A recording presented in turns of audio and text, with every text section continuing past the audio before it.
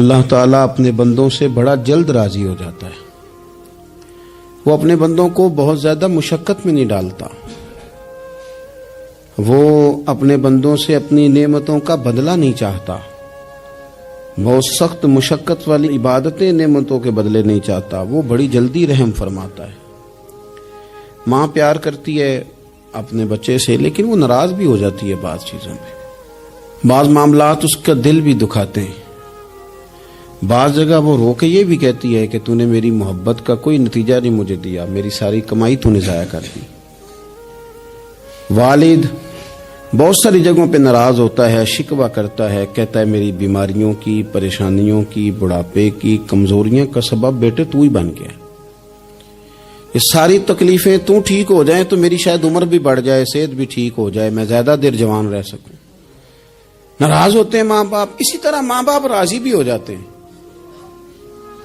وہ بڑی جلدی راضی ہو جاتے ہیں. میں اکثر کہتا ہوں کہ والد کو راضی کرنے میں 5-7 منٹ لگ جاتے ہیں، اماں تو 1.5-2 منٹ میں راضی ہو جاتی ہے. ابا جی کو 5-7 منٹ لگتے ہیں، کئی دفعہ کہنا پڑتا ہے، کوئی دلائل دینے پڑتے ہیں، لیکن والدہ کے لیے تو کچھ بھی نہیں. آپ نیرا جا کے پیروں میں بیٹھ ہی جائیں، کچھ بھی نہ کریں. آپ پورا روئیں نہ، رونے والا منہ ہی بن جائے تو اماں تو نرم ہی نرم ہے، جس وقت جو مرضی آپ کرا لیں ہو گیا.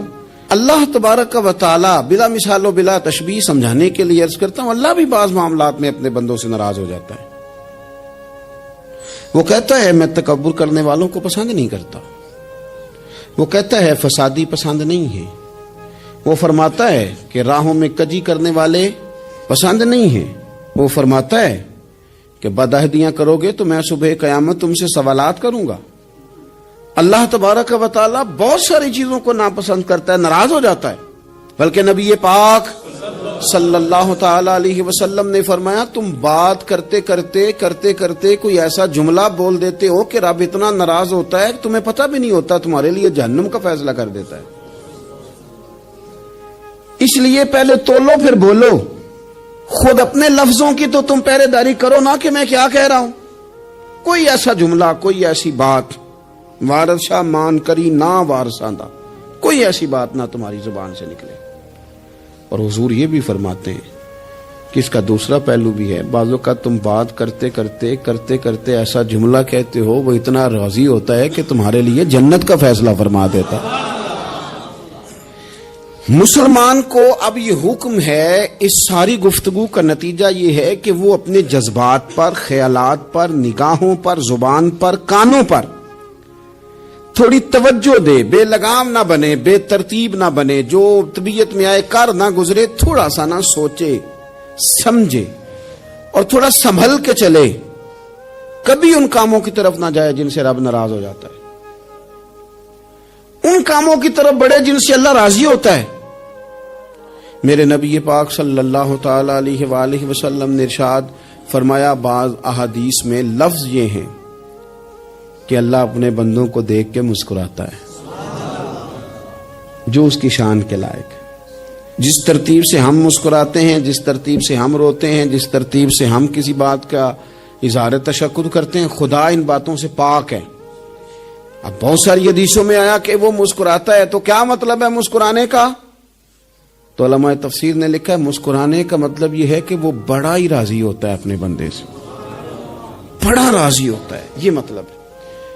ایک تو مسکرانے کا مطلب یہ کہ وہ بڑا راضی ہو گیا، وہ مسکرا دیا اپنے بندے پہ.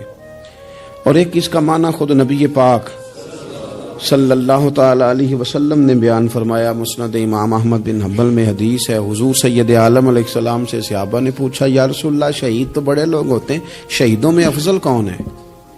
تو اللہ کے حبیب علیہ السلام فرمانے لگے وہ والا بندہ جو ڈٹ گیا تھا کافروں کے مقابلے میں، وہ ہلا نہیں، پوری طرح ڈٹ کے جو لڑا وہ شہداء میں افضل ہے.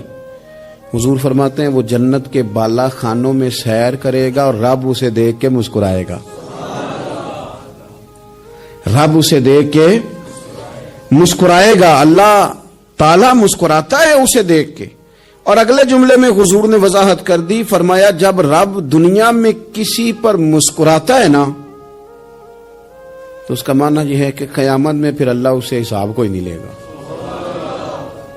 جس پر اللہ دنیا میں مسکرا دیا اس سے کوئی حساب تو وہ کام ڈھونڈنے چاہیے نا جس سے اللہ مسکرائے. ویسے کبھی ہم ایسا کرتے ہیں کہ نہیں کہ کسی کو راضی کیا جائے؟ یہ کام ہم کرتے ہیں کہ ہماری کمپنی کا جو سربراہ ہے وہ ہم سے راضی رہے. جس ادارے میں ہم پڑھاتے ہیں اس ادارے کا بڑا ہم سے راضی رہے. یہ کرتے ہیں ہم. اس کے لیے کچھ نہ کچھ ہیلے بہانے ہم کرتے ہیں. برادری، قبیلہ، علاقہ، بستی، لوگ کسی طریقے سے ہمارے ساتھ مطمئن رہیں. کرتے ہیں نا یہ سارے کام. اس میں تھوڑی مشکل بھی ہمیں آتی ہے لیکن کرتے ہیں. کیا کریں؟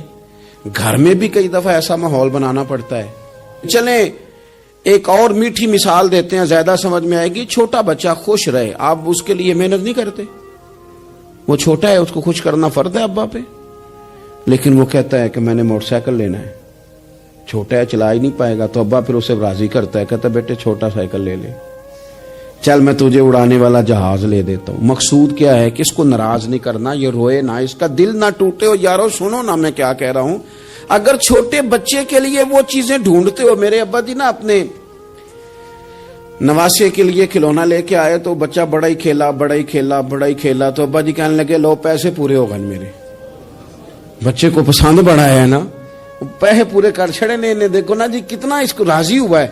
تو انسان کیا کرتا ہے کہ کوشش کرتا ہے چھوٹا بچہ بھی ناراض نہ ہو. تو وہ چیزیں وہ ڈھونڈتا ہے کہ اس کو کیا پسند ہے. چاکلیٹ لے جاؤں، فلاں چیز لے جاؤں، آئس کریم لے جاؤں. تو ایک بچے کے لیے، گھر کے لیے، سربراہ کے لیے اتنی محنت کرتے ہو تو وہ کام بھی ہمیں ڈھونڈ کے تلاش کرنے چاہیے نا جس سے رب راضی ہوتا ہے، اللہ راضی ہوتا ہے. بتاؤں وہ کون کون سے کام ہیں؟ نبی کریم صلی اللہ تعالی علیہ وسلم نے ارشاد فرمایا 3 لوگ ہیں جنہیں دیکھ کے رب مسکراتا ہے. یا رسول اللہ صلی اللہ علیہ وسلم وہ کون کون سے؟ تو محبوب فرمانے لگے ایک وہ بندہ ساری مخلوق سوئی ہے، آدھی رات ہے، رات کا پچھلا پہر ہے، اس نے اٹھ کے وضو کر لیا، مصلی پہ کھڑا ہو گیا خدا کی یاد میں. فرمایا اسے دیکھ کے رب مسکراتا ہے جو اس کی شان کے لائق ہے.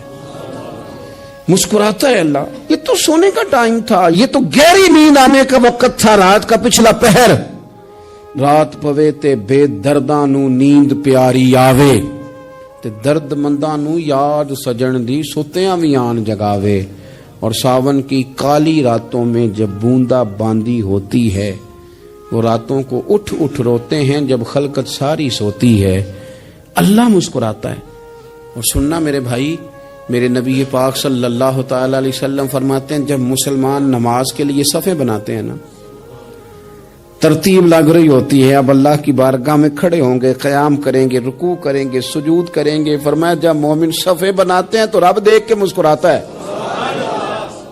مسکراتا ہے. کمال ہو گئے عروج بندگی کا. جب بندے کو دیکھ کے رب مسکرائے. خدا بندے سے خود پوچھے بتا تیری رضا کیا ہے، مسکراتا ہے. اور میرے نبی پاک علیہ السلام فرماتے ہیں جب مجاہد جہاد کے لیے صفیں سیدھی کرتے ہیں. آج تو یہ رب کے نام پہ مرنے ہی آ گئے. یہ صفوں میں کھڑے ہوں گے، ترتیب سے لڑیں گے، ترتیب سے گلا کاٹیں گے کافروں کا یا شہادت لیں گے. فرمایا جب جہاد کے لوگ صفیں بناتے ہیں تو رب انہیں دیکھ کے مسکراتا ہے. کتنے نصیبوں والا وہ بندہ ہے جسے دیکھ کے مسکرا دیا. او یار کبھی تیرا بیٹا تیرے سامنے مسکرائے نا چھوٹا تو تیرا دل باغ باغ ہو جاتا ہے. تیری ماں بیمار کسی ایک دن صحیح طرح ہنس پڑے تو طبیعت خوش ہو جاتی. مجھے بتاؤ نا جس کا رب بھی اسے دیکھ کے ہنس پڑے جو اس کی شان کے لائق ہے. کیا اس بندے کے نصیبے ہیں، کیا اس کے مقدر ہیں. آپ اس مقام پر اپنے آپ کو لائیں. اب دیکھیں نا یہ حدیث ہم نے سن لی. اب ہم نے نا اس طرح صفحے نہیں بنانے جس طرح ساری دنیا. اب ذرا صفحے بھی شوق سے بنائیں گے. اب ذرا تھوڑا سا شوق پیدا کریں گے. بھئی یہ تو میں وہ کام کرنے لگا ہوں جسے دیکھ کے رب مسکراتا ہے. نبی پاک صلی اللہ علیہ وسلم نے فرمایا جب کوئی بندہ توبہ کرتا ہے نا،